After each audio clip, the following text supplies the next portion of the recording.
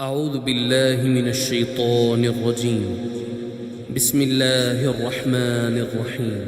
يا أيها المزمل قم الليل إلا قليلا نصفه أو انقص منه قليلا أو زد عليه ورتل القرآن ترتيلا إنا سنلقي عليك قولا ثقيلا إن ناشئة الليل هي أشد وطئا وأقوم قيلا إن لك في النهار سبحا طويلا واذكر اسم ربك وتبتل إليه تبتيلا رب المشرق والمغرب لا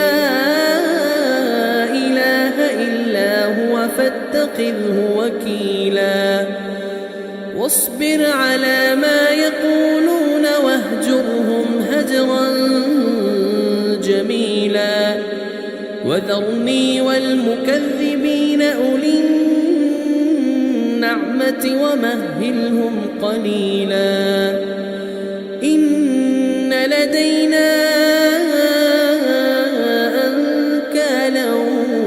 وجحيما وطعاما ذا غصة وعذابا أليما يوم ترجف الأرض والجبال وكانت الجبال كثيبا مهيلا إنا أرسلنا إليكم رسولا شاهدا عليكم كما أرسلنا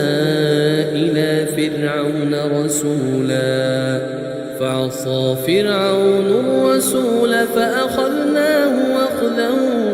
وبيلا فكيف تتقون إن كفرتم يوما يجعل الولدان شيبا السماء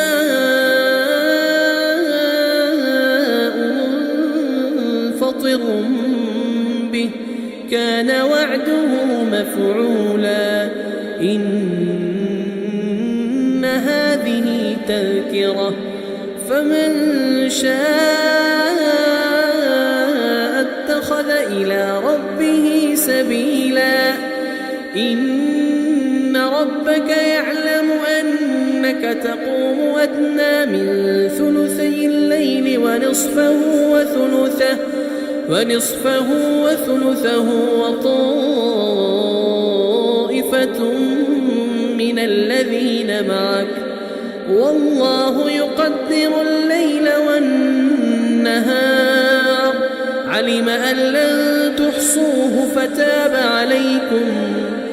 علم أن لن تحصوه فتاب عليكم فاقرؤوا ما تيسر من القرآن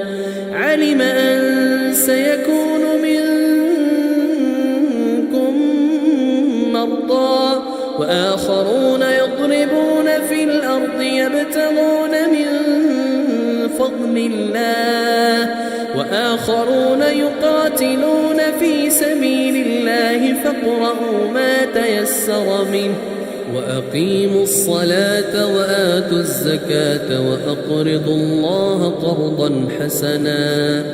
وما تقدموا لأنفسكم